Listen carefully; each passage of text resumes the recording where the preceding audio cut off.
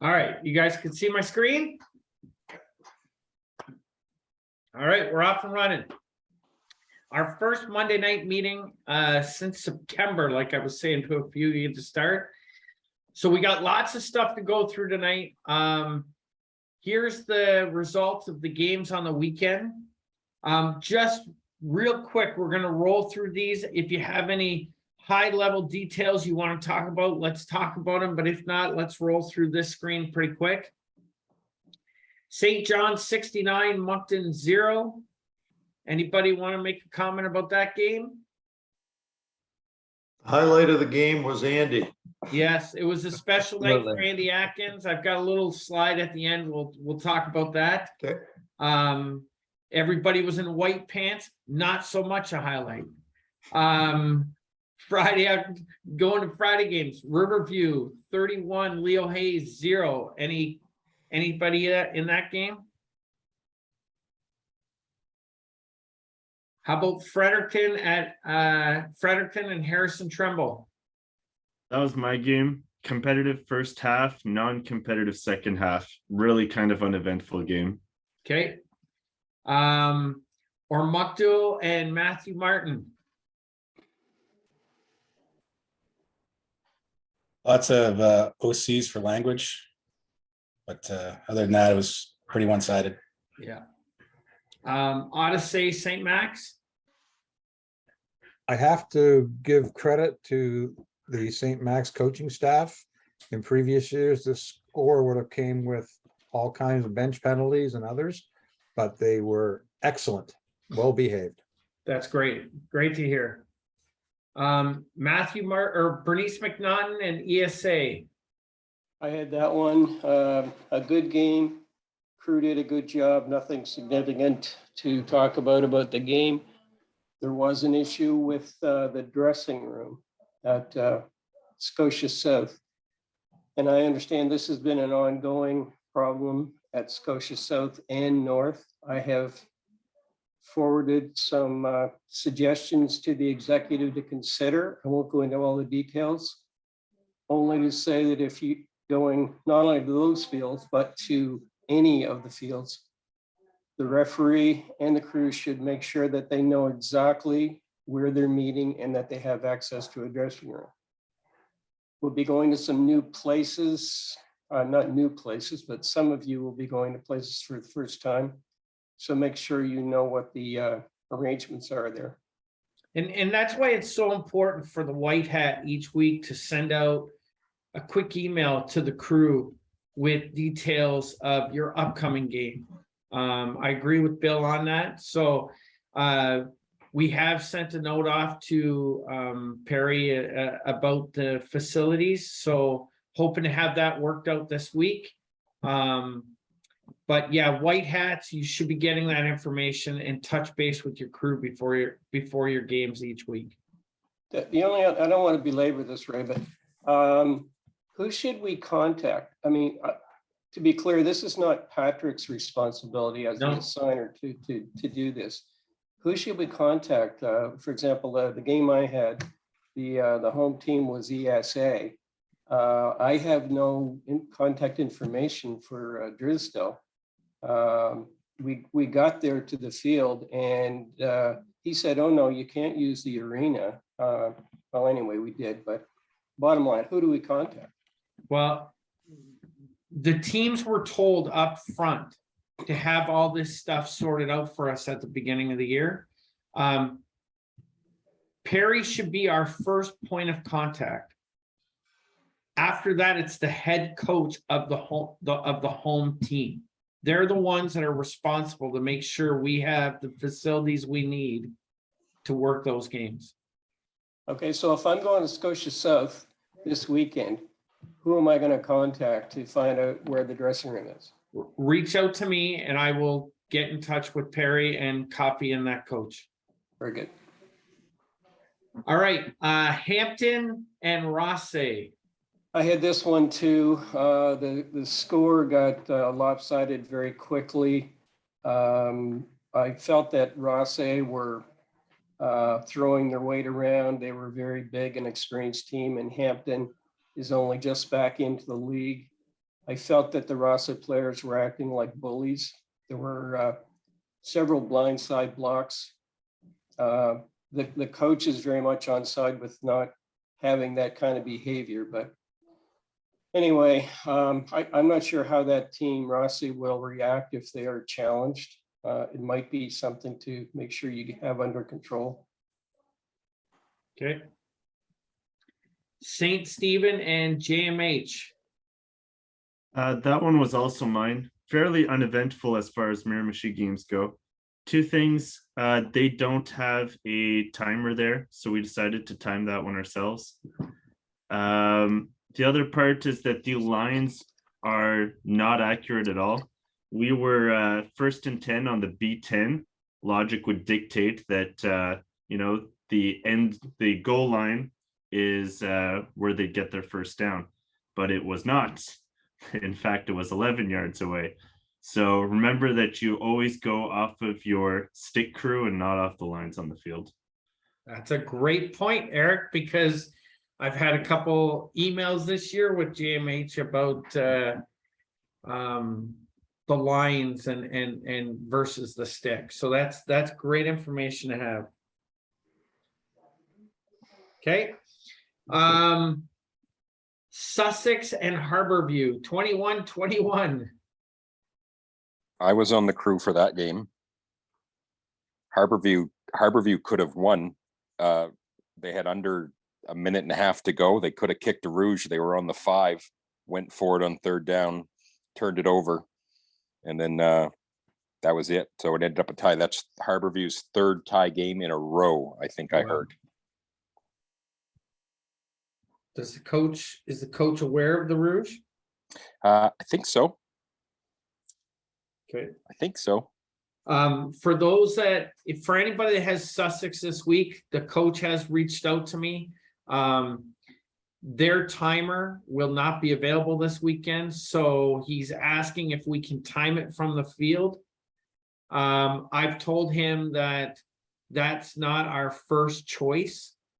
If it has to happen, it has to happen, but it's not recommended in a 4 or 5 man crew. So hopefully they can find somebody to time the game for them this weekend. All right, let's go to AUS. Fowler, you had a really interesting game on Friday night, Mount Ave at SMU. This really changes the playoff picture in the AUS right now. Anything about that game? Nothing particular. The crew had problems communicating things throughout the game, but that's sort of a crew issue. And I think we could all be well advised to make sure that we're talking and all on the same page together. But the first half was shitty. The second half was well officiated, and it was a pretty good game all in all. Okay. I had St. FX on Saturday, 46-11. Score is pretty one-sided. I will share an interesting fact on this one. So we had it was homecoming for Acadia. You could see the street parties as we were coming into the stadium. So the place was packed. Both sides, the CFL stands and the regular stands had great crowd for the game. There was one fan in particular going up and down the line of scrimmage in the CFL stands, and he had some very interesting comments about St. FX players involving their family and stuff like that. And it was just getting way out of hand.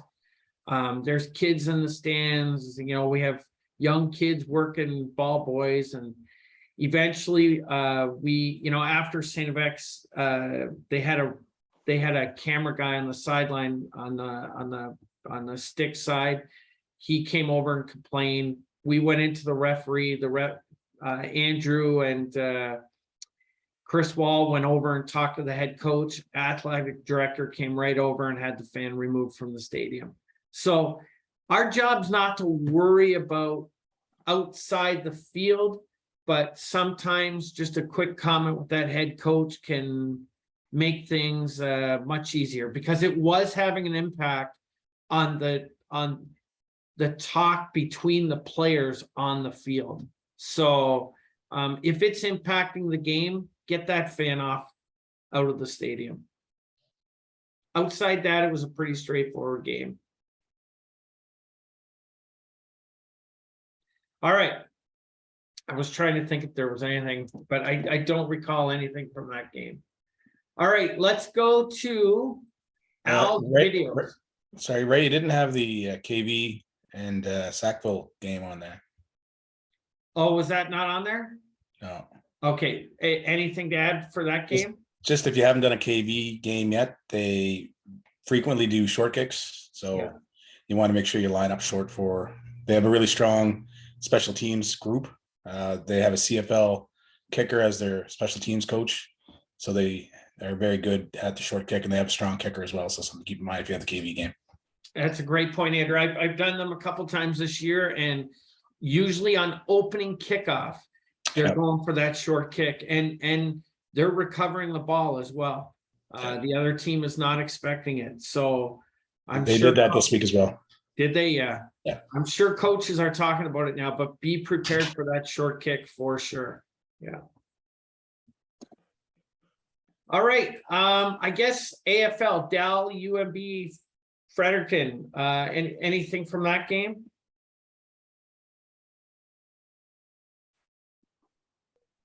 No. All right. Al's videos. Here we go. So this is where I'm gonna have to stop sharing. Open up play one. Put that over here.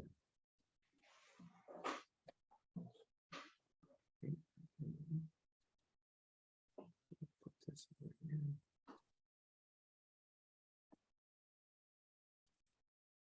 Oh, that's good. All right, so let's go share this.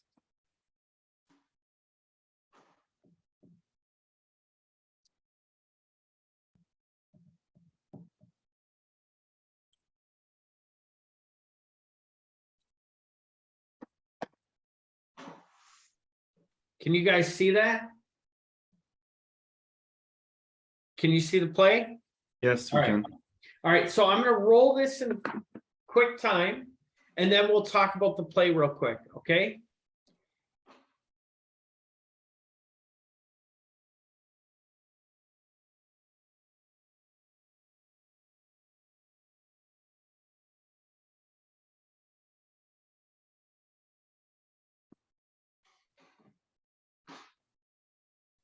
All right, let's go back to the beginning. Anybody catch anything there? Contact with the kicker. Good catch on that. So let's just watch that portion of the play real quick. So you can see we got two players coming in on the kicker. Ball is gone. And we've got a hit on the kicker. Okay. So what are we going to call this? Is this you are roughing the kicker, or is this contacting the kicker? I'd say contacting the kicker, still got his foot down. Well, maybe not. Anybody else? So the difference is going to be whether he hits the kicking leg or he hits the plant leg, right? Hits the kicking leg, probably got contact unless it's egregious. If he's striking the plant leg, then it's automatically you are. And I was there, but I wouldn't be looking at that. I forget what Patrick called. There's definitely a flag that came out on the play. You can see Patrick's flag there come out.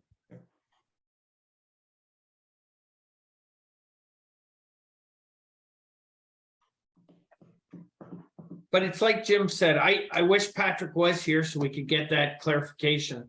But if he's hitting that kicking leg then we've got a 5-yard penalty, or we've got contacting the kicker, not you are, unless he's hitting that plant leg, right? All right, let's go further on into the play. So now we've got the ball coming down field. We've got a catch here. How are we for no yards on this play?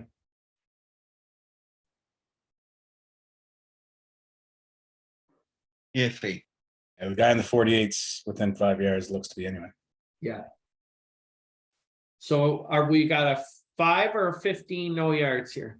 It's a 15 because ball's still in the air. Yeah, good job. So there's a couple penalties on this play. Now, I want you to pay attention to 21 blue. I believe this is 21 here. No, I think it's this guy right here. Ray, could you back that up for a second? Because I think that ball bounced before he got it. Yeah, it did. Good pickup.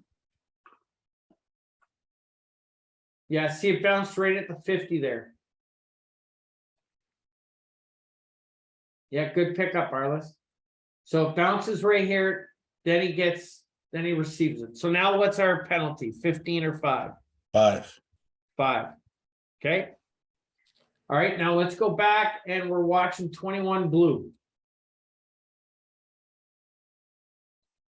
Right here. See that? Yeah, Do we have anything there? I think you have to call a hold there. A mugging, you call that a mugging in Buffalo. Did it affect the play? The sideline official thought so. I would say yes, definitely. Yeah. He had to line up the receipt, the Yeah. kicker or the return man. It's right at the point of attack, right? Yep.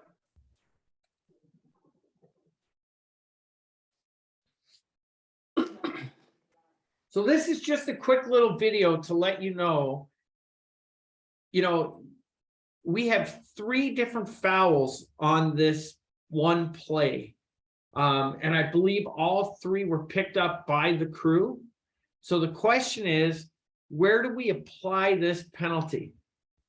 And this is why it's really important to get together as a crew to make sure that we are looking at all the information and making sure that we apply it on the field correctly. So if we've got contacting the kicker, we've got a 5-yard no yards, as well as holding on blue, right? Ball was received, possession was gained at the 44-yard line and went dead at the 49-yard line. Where are we applying this penalty? Point of possession. Previous line of scrimmage. Yeah, it's gonna be, well, the Contacting initial- the kicker's previous line. yeah, it's gonna be where because of the contact of the kicker, it's gonna be. Contacting the kicker? Yes, Because it's the first foul. Yeah. Right? It's the first foul. You always got to look in the order that the fouls happen. contacting is not classified as an in-flight foul.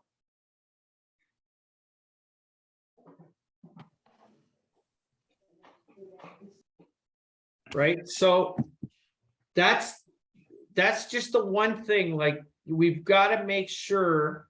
It's good that we have all 3 fouls. We just got to make sure that we have that discussion about where the fouls should be, how they should be, what order they should be applied, and where, and where that first application is going to be applied from. Now, would they have to, the receiving or the kicking team would have to choose one of the 2 though, correct? Even though there's 3 fouls? You wouldn't apply both. Like if they accepted the contacting the kicker, then it's gonna make the foul application from that point, but they wouldn't be able to accept the contact downfield or the hold downfield, the last foul, right? I could be totally wrong. I'm asking, I'm not stating, but No, you're correct in that. So you go back to the initial line of scrimmage and apply 5 and No, you can 10, either be 10 and 5. Yeah, 10 or 5. Contacting's 10. Oh yeah, sorry, 10 or so yeah, so you're gonna be forward 5 yards and either re-kick or And I can't see the First down? pitch real good. So if you look at the well, line. this looks like the first down's at the 50. Yeah, so line of Says scrimmage. third is and on 9 right on the 40. screen. Oh yeah, The there line it of is. scrimmage is says on the 30. 40. They needed to get to the 50 for a first down. So if you apply the contacting the kicker, That'd give first down. that's gonna give you a first down, then you apply the Then 2 apply 5, penalties, go back 5, right? first down from the 31 or from the 40. No, you There's net no- it out before you give the first down. Yeah. There's no first down. Okay, so it would But the be third repeated with an offset of 5, Right, right. right? Yeah, no, that's right, Val. All right, that's video number 1. Video number 2. Okay, hang on 1 second. Let me just set this. Okay, video number 2. This is a line of scrimmage video. So let's watch the line of scrimmage.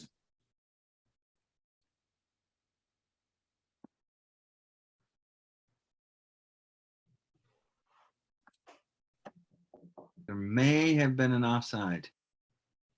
Offense or defense?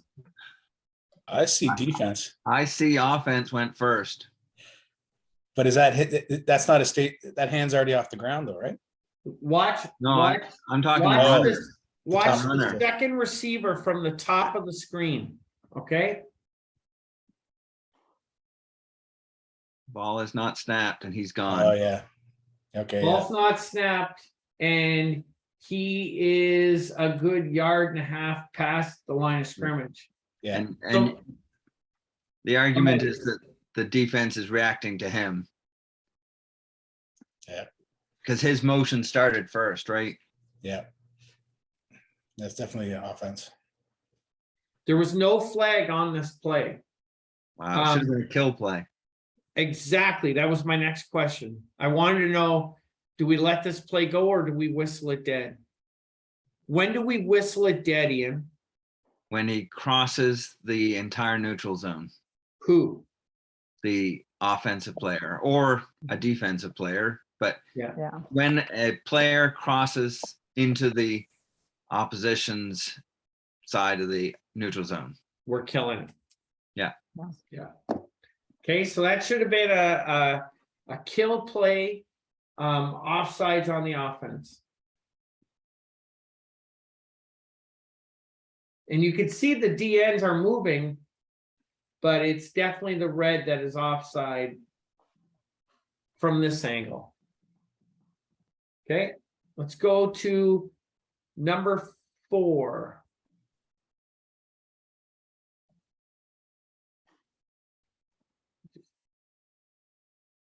Okay, yeah, number 4. So this is 9-man football. What is the requirements for a proper scrimmage play? 5 on the line. 5 on the line. Okay, let's watch this play.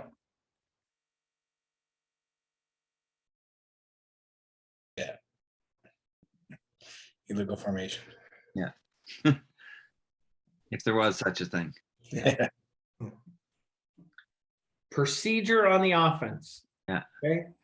And I get film from coaches this year complaining that we're making these calls.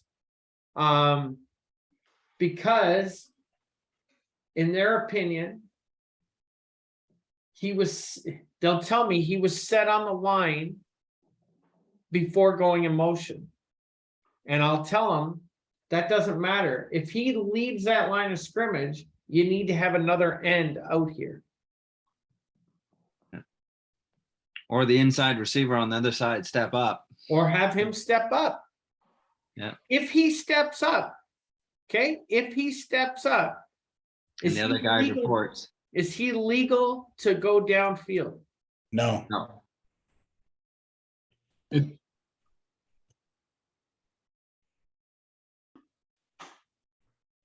Was this Hampton?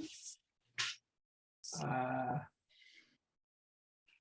Whoever was It's playing. Simons. That's Hampton and Simons. I think it was Hampton Hampton. Simons? Yeah. Yeah, Hampton had a very, we did it the week before and they had a very weird setup. It was very hard to figure out if they had 5 on the line all the time.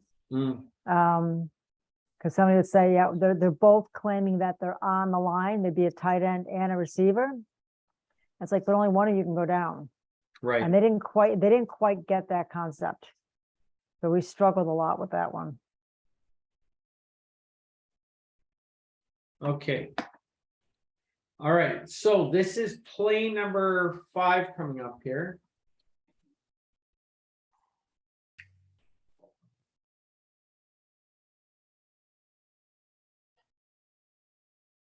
All right, so all this was somebody that killed the play on a short punt, okay? So let's just watch it again real quick. What criteria are we looking for when we kill a punt play downfield? For the inability to give yards. Good. If the and the ball crosses the line of scrimmage.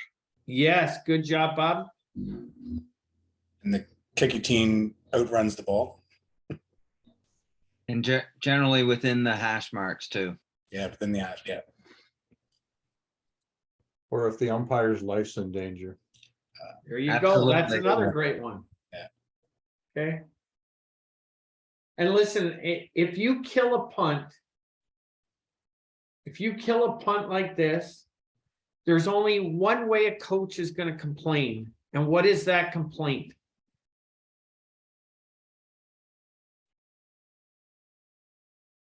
If they're running onside men. If they have onside men and you blow that punt down, that's the only time you're going to get a complaint. But 99% of the time, no coach is going to complain about you killing this pass. All right, play number 6. We got to pass out to the sideline. All right. What's the requirements for a completed pass going out of bounds? Control the ball 1 foot in bounds. Great. Do we have that? Yeah. Okay. Slow it down a little. Looked like 4 had his foot and dragged it. The KV coach is pretty convinced we don't. Oh, yeah. Yeah. Okay. That's the Leo Hayes guy. He complains about everything. Yeah. Yeah, no, that's Oh, a yeah. catch. Yes. Okay. So we've got to catch. We agree we got to catch. Okay. Watch this again. What is something that we can do here to help sell our call? Okay. Getting on the spot ASAP. And be emphatic about your signal. I don't know what down this is. Okay. Have the two referees should confer with one another too.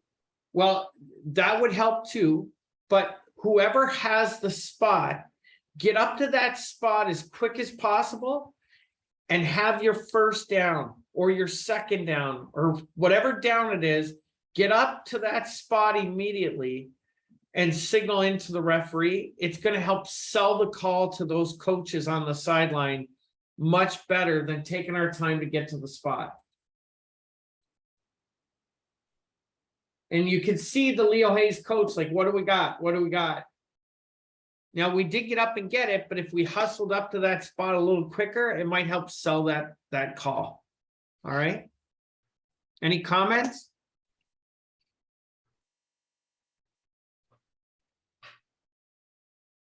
All right, that's our video review for this week. Stop sharing that and let's go back to the presentation.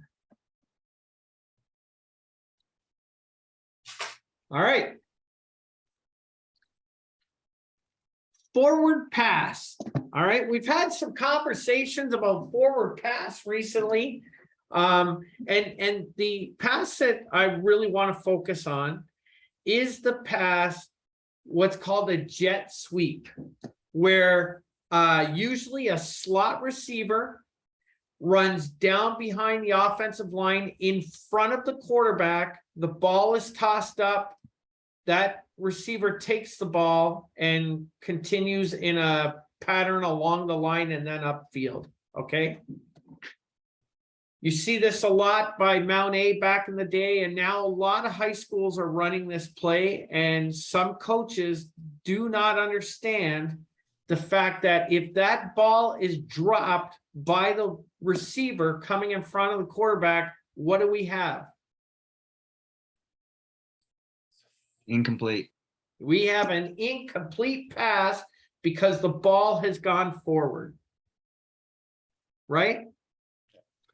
And it doesn't matter how far forward that ball goes. If the wide receiver or running back or whoever comes in front of that quarterback, if they come in front of the quarterback and that ball is in the air and they pick it up and go, we have a forward pass. Is everybody clear on that? Does anybody agree with that? Very clear, but make sure you understand that it goes to the quarterback first, then goes to this, because some of them do it as a direct snap. Oh, you're talking about if they come across and it's direct snap to the player. Right, so, That's completely different. Yeah. That's not a forward pass. right, and that's just, And the ball has to leave the quarterback's hands and be into Right. the air. There can't be a handoff. so it goes back to the quarterback, then goes up Has to be a or toss. forward to the receiver. It's be a toss forward or small. Right.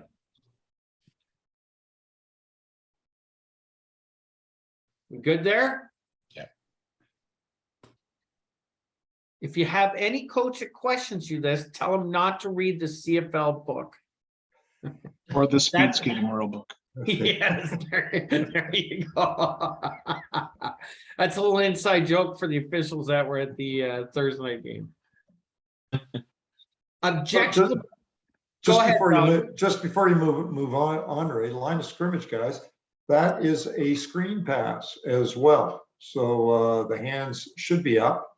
And that means on the jet sweep, which is sort of what this play is usually called, that you can have blockers downfield previous to the pass.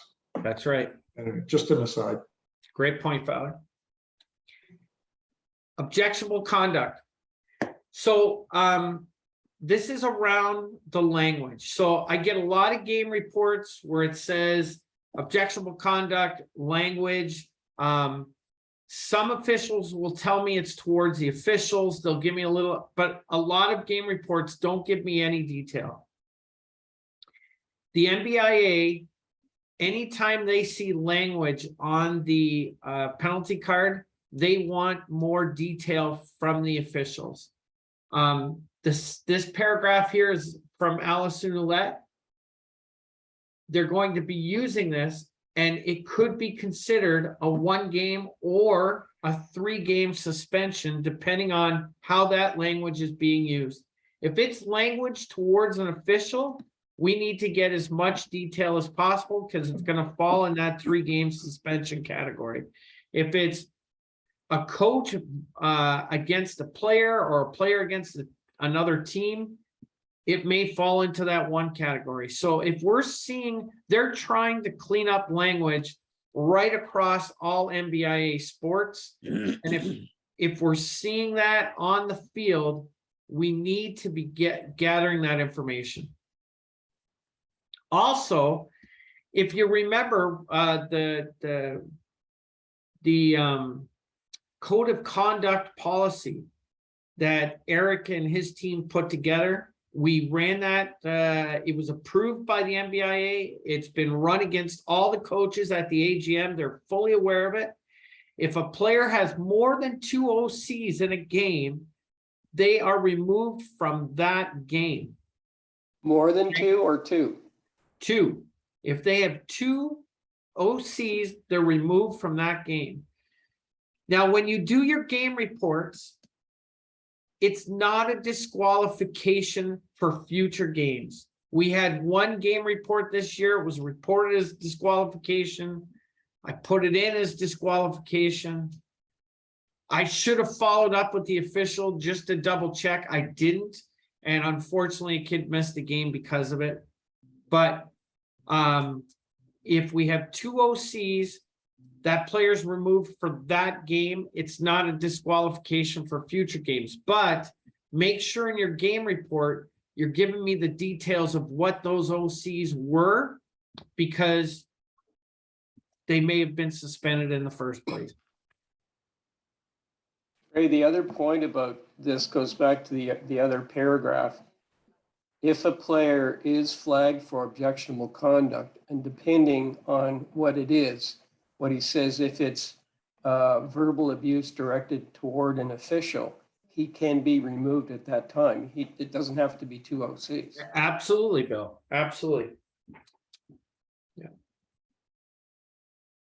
Just out of curiosity, have we had a coach ejected yet this year? At the high school level? We have implemented 2 verbal warnings this year. I'm just going by memory here, Arliss. I don't think we've actually had a coach ejected in 2022.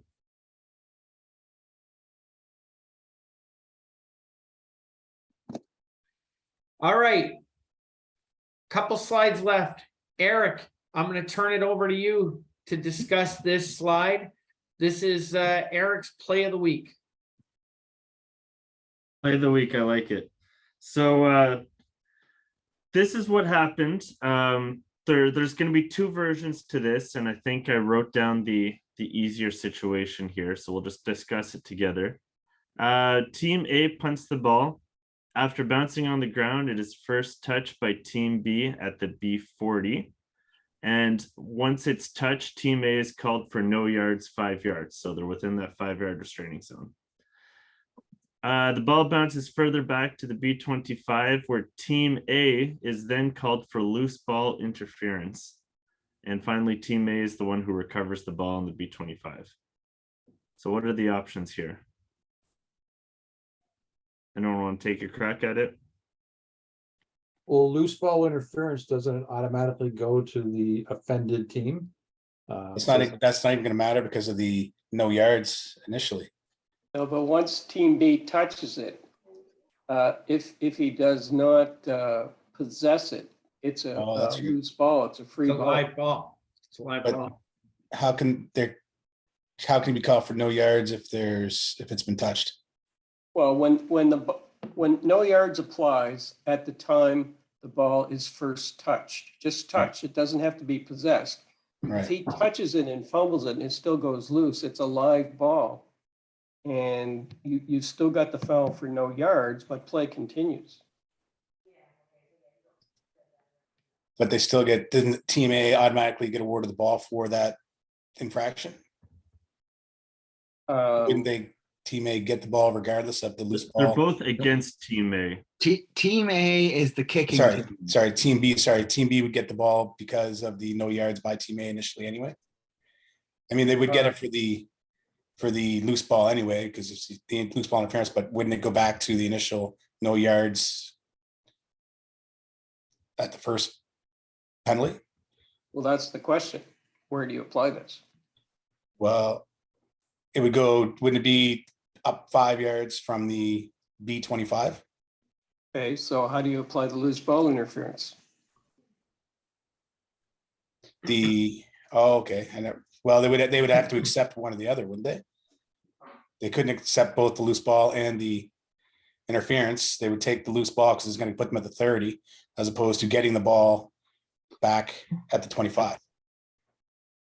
Because the loose ball interference would mean that they get possession of the ball where it was taken by Team A, which is on B25. But if they went by the no yards, where they would get 25 or 5 yards up from the B25 spot.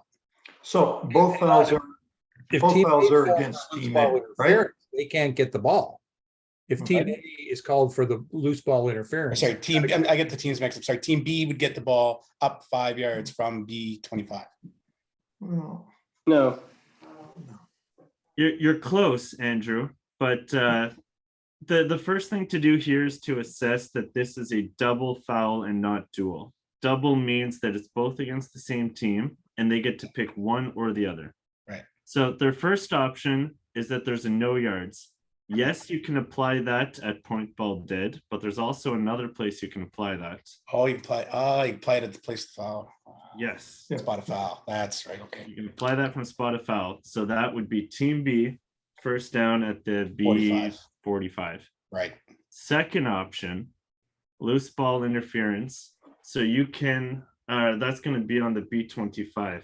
Is that immediately flipped over or is there a yardage penalty towards it?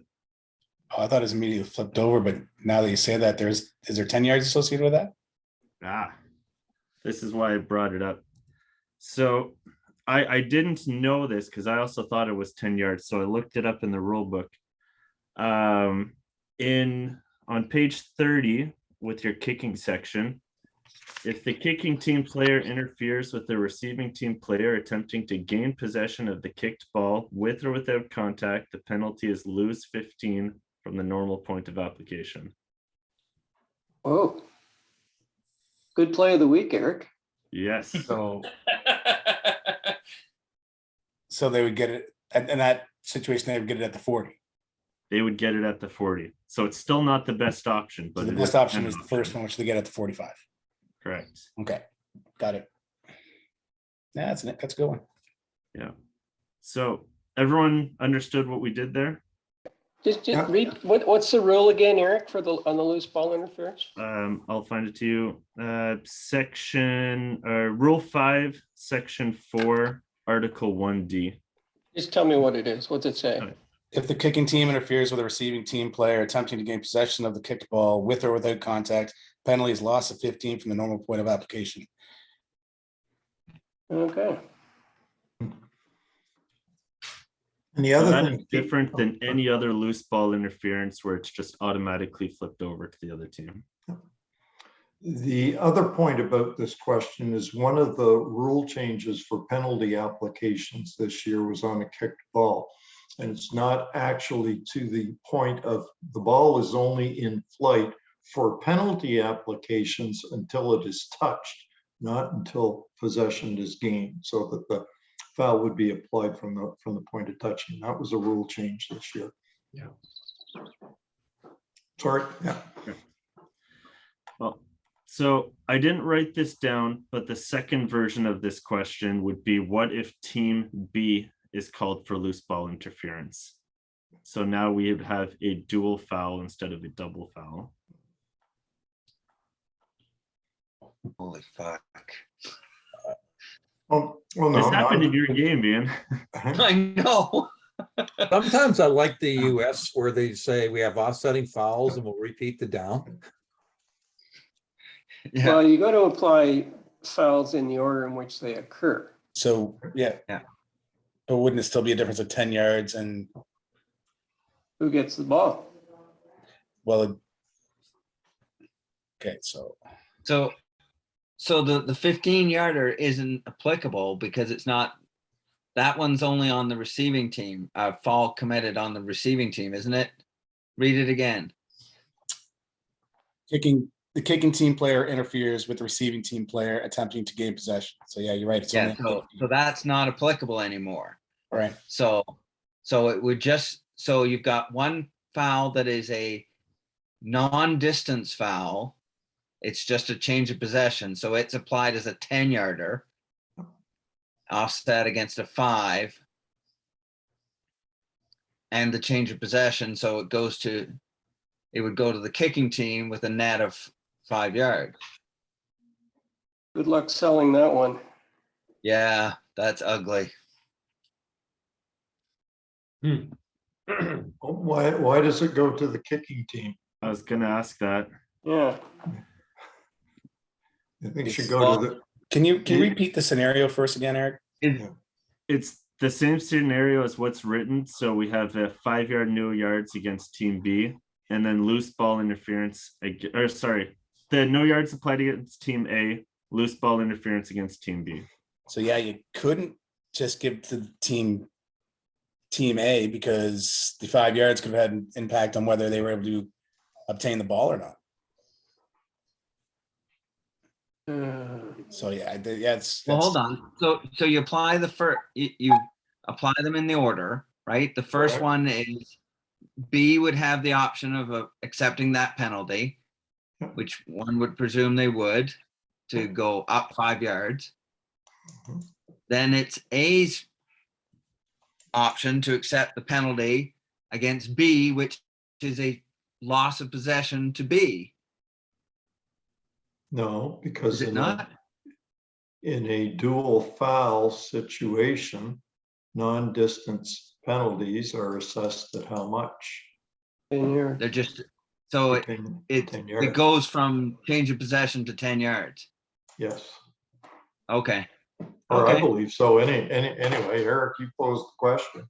I think it's 5 yard offset at point of touching, and I guess what concerned me about the last answer was that who was going to get the ball. I think Team B gets the ball. yeah. But in I this agree. case, Dollar. but A would get the ball in this case. So it'd be No. at the B 35. Well, No, because team B was called for loose ball interference. yeah, but it's not applied as a change of possession. It's applied as a 10-yard foul against Team B. So you're going to go back to the point of possession, and you'd have 5 yards for the no yards and 10. So it's going to be an offset of 5 back 5 yards from point of possession. Again, that's gonna be a great discussion. You can, if this is a high school game, be prepared. You've got a technical timeout coming. Yeah. I'm not even going to wait for that. You're just going to go over and explain it. We got a technical timeout while we figure what the hell is going on ourselves. And, So is and it- if I'm the white hat and Fowler's my umpire, I'm gonna say, Fowler, take you and whoever you want on the crew to go over and explain this to the coaches.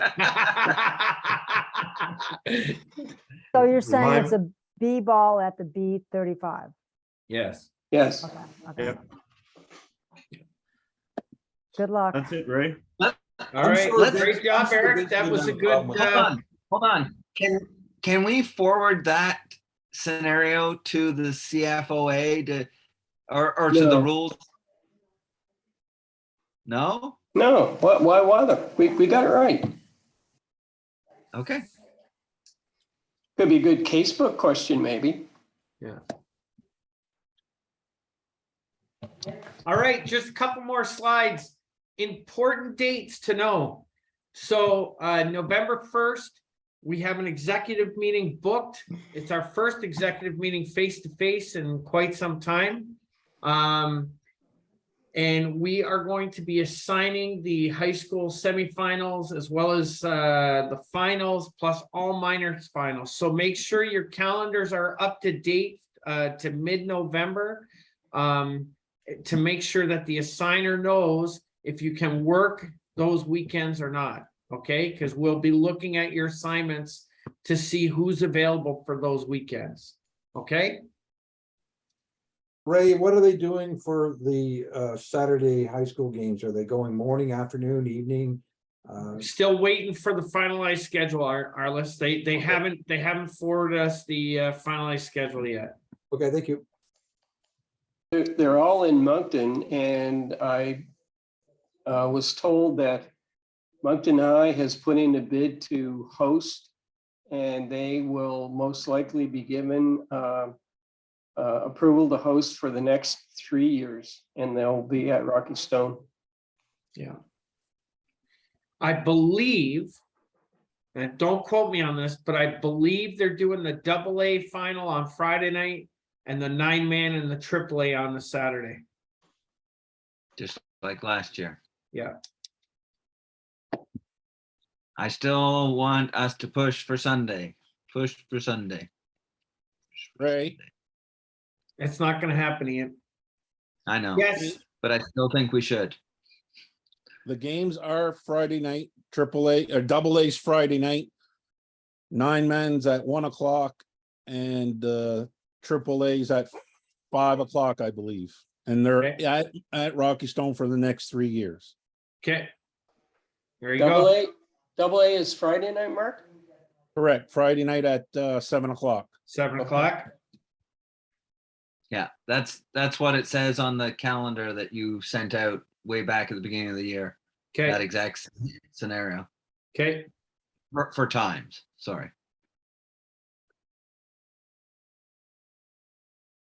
Okay, perfect. Last but not least, our NBFOA Facebook page. So just to kind of give you an idea on this, we don't utilize this page enough.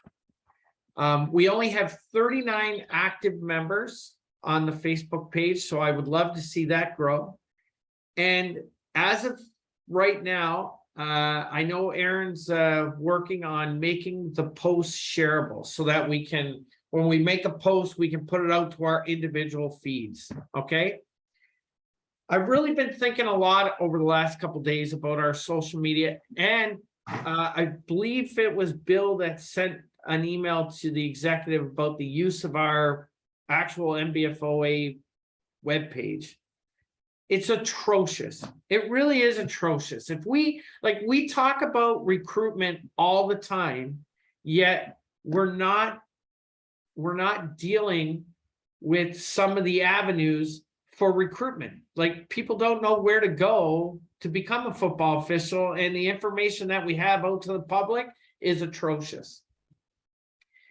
I'm going to run it by the executive this week, or you know, on November 1st when we meet. One of the items I want to talk about is our website and social media. I really think that we should have a member of the NBFOA responsible or take responsibility for these items. Somebody that updates our website with information that needs to be there. Somebody that manages our Facebook page. There's all kinds of stuff that we could be putting on there. There's a great Twitter account called I just want to say our members is up to 40. Somebody just signed up. Did they? Boom. Yeah, thanks, see how Mark. quick, see how quick social media spreads? Name and animal. Some people look like when they get really mad, you said. I'm not sure who this John is, but I'm gonna mute you. All right, so I really would love to see us utilize this Facebook page, and there's some really good Twitter accounts that break down every play that's going live during NFL games and stuff like that. Not that we want to do that, but even to share some of the blogs that they do on our Facebook page. They've got some amazing stuff there that we could be using.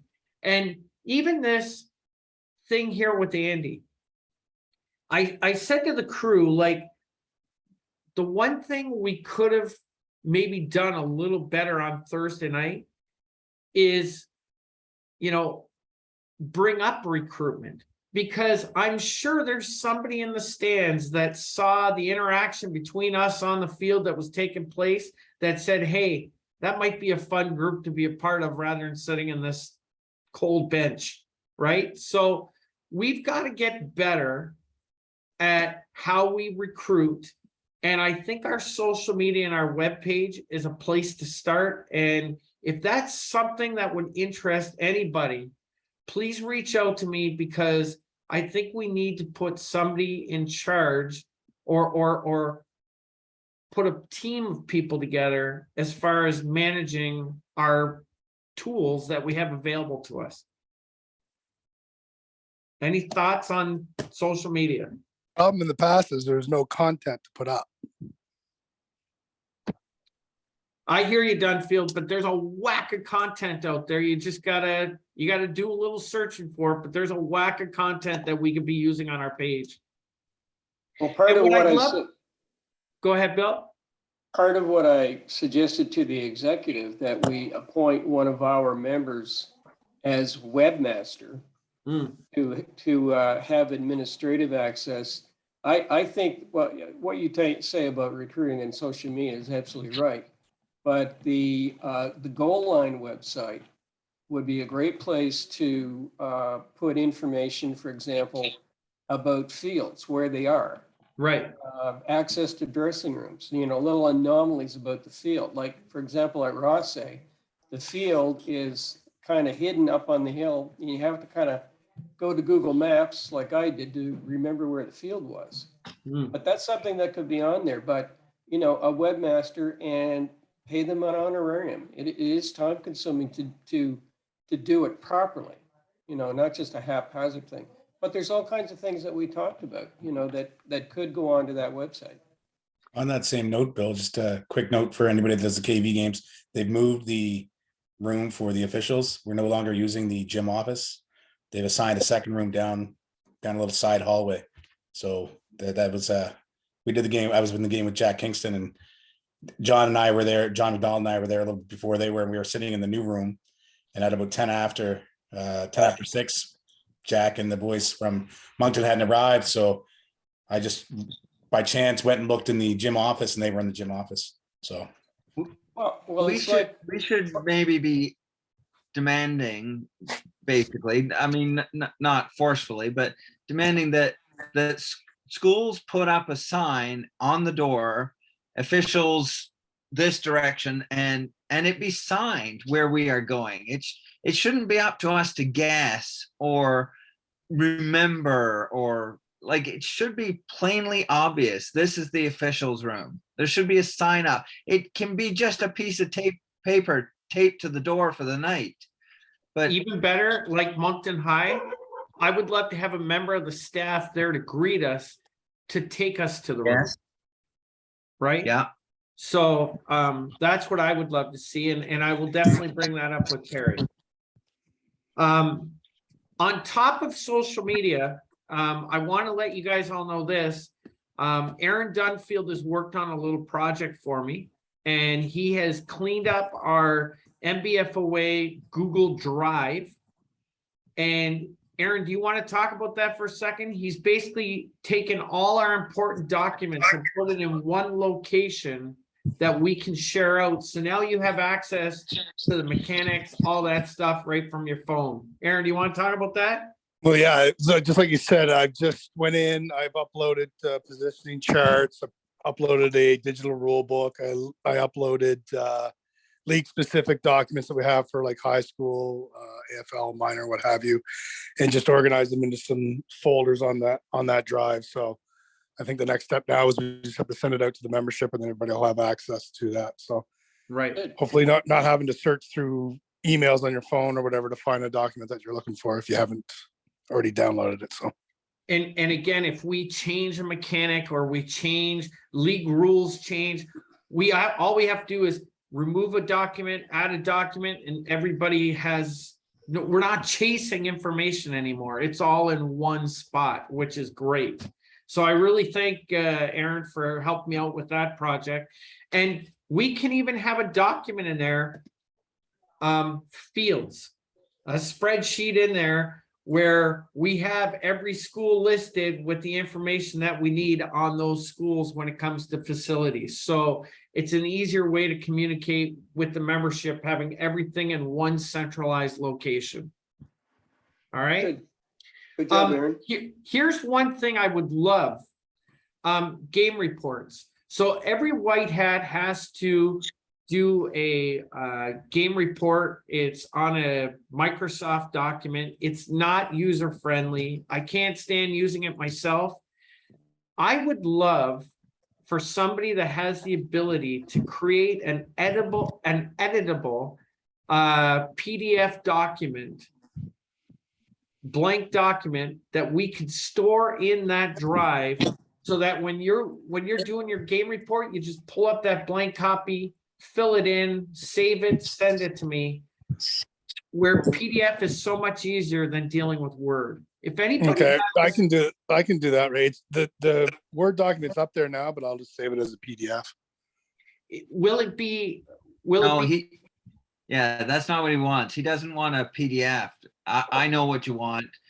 And I was going to say that sounds like a job for the secretary, but I know those are fairly tedious to do. I wouldn't say there's much hope of it being done the end of this year, No, but I get that. I will work on that. That's a great idea, Ray. Yeah, So you just, there'll be a drop down or a fill out. you fill in the blanks. Yeah. It's done for you. You just fill in the blanks Yeah. and that would I be know so exactly what much you're looking easier. That way, because when I have to send Allison or Perry game reports, it's terrible because I'm sending them reports in 4 different formats and they don't look the same. I want something that, you know, if whether Jack is filling it out, Bill's filling it out, or I'm filling it out, it looks the same from all of us. So if you can accomplish that for me, Ian, I would really appreciate it. I'm just making myself a note, and also to report 41. There you go. All right. That being said, that is it for tonight. Is there any other topics that I missed that you guys want to discuss? Going once? Going twice? I am ending the recording.